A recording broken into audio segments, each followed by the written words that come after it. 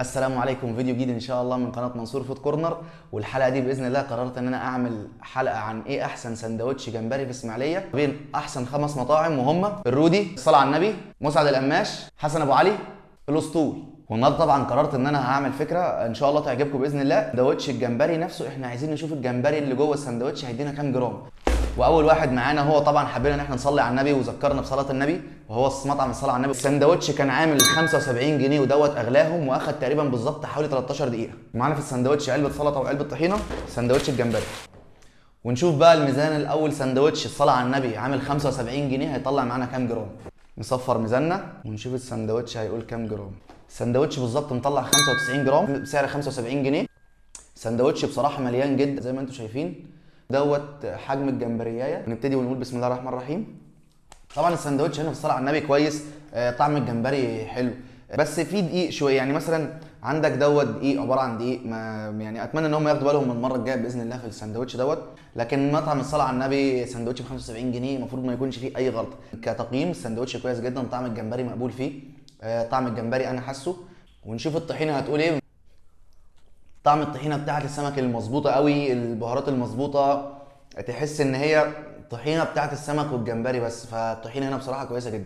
السلطه شكلها فريش وكويس. وتاني واحد معانا هو طبعا المنافس الشديد للصلاه على النبي، هو حسن ابو علي. السندوتش هنا كان ب 70 جنيه تقريبا، خد بالظبط 15 دقيقه. طلع السندوتش، علبه طحينه صغيره، طبق سلطه صغير.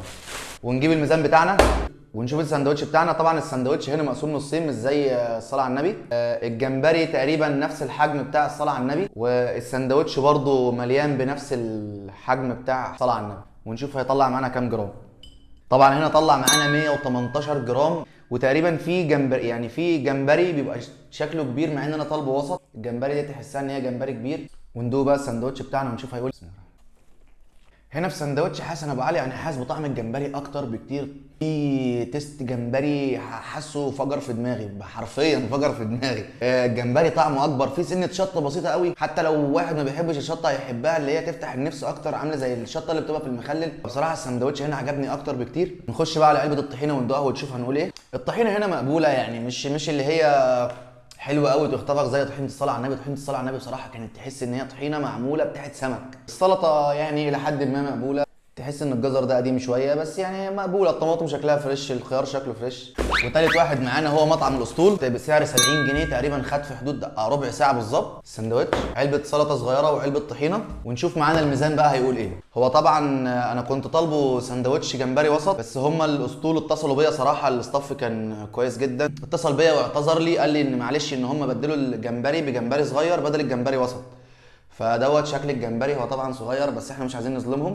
بصراحه ما عجبنيش ان في الجمبري هو وسط وهم غلطوا في الحجم وكده. بس انا ما عجبنيش بصراحه ان في خط الرمله لسه موجود. ونوزن الساندوتش، هو جايب تقريبا بالظبط 54 جرام، ده اصغرهم. هو ما فيش مقارنه، بس طبعا احنا مش هنتكلم عن الغلطه ديت. بس ممكن نشوف الطعم، يعني نستثنى ونشوف الطعم فين. مطعم الاسطوره اللي عندكم كده 20 جنيه، ها ما حدش ينساها.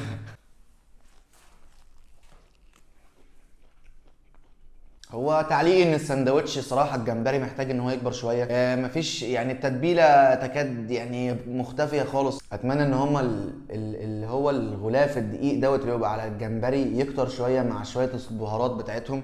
وندوق طحينتهم. الطحينه هنا بصراحه اكتر طحينه عجبتني.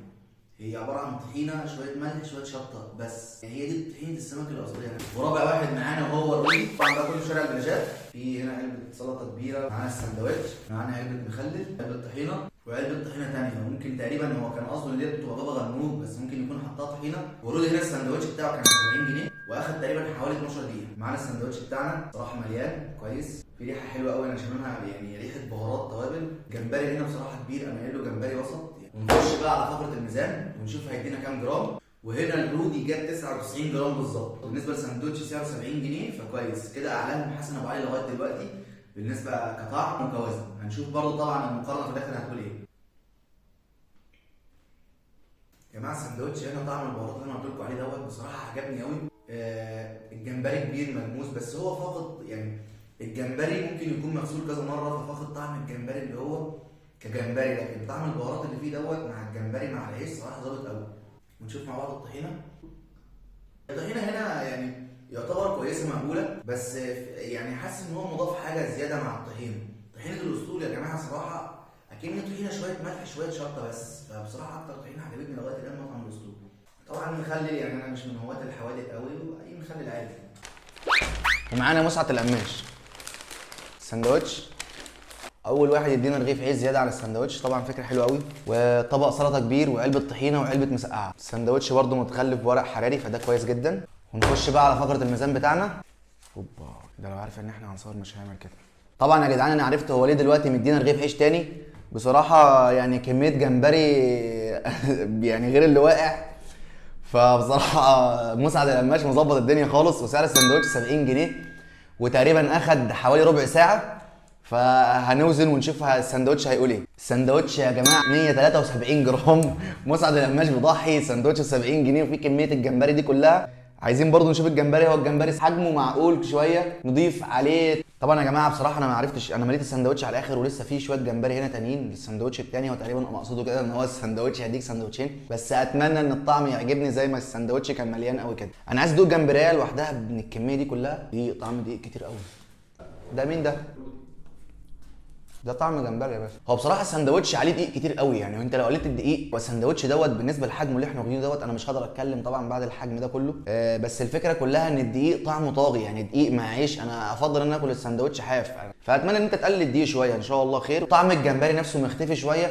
كويس بالنسبه لسعره بالحجم اللي احنا واخدينه دوت. انا مش هقدر اتكلم بصراحه، هي حاجه شايله حاجه، لكن كطعم اتمنى ان هم برضو يشتغلوا على نفسهم شويه. علبه سلطه كبيره وعلبه الطحينه ندوقها ونشوف بتقول ايه. هي علبه الطحينه هنا شويه يعني سايبه شويه. طبعا هنا يا جماعه في مسعد القماش بالنسبه لان هو هيديك مسقعه وطبق سلطه كبير وعلبه طحينه وكميه الجمبري ديت بالنسبه للسعر اللي هو واخده 70 جنيه، فهو بالنسبه للسعر والكميه مسعد القماش يكسب. طبعا يا جماعه كده تكون حلقتنا خلصت، واللي كسب معانا احسن سندوتشين جمبري. اول واحد معانا وهو حسن ابو علي، وتاني واحد معانا وهو الرودي. بصراحه السندوتشين طعمهم كويس جدا، واتمنى المطاعم كلها تدي جوده كويسه بسعر كويس، بحيث ان الناس كلها تلاقي احسن مطعم باحسن سعر باحسن جوده. والسلام عليكم ورحمه الله وبركاته.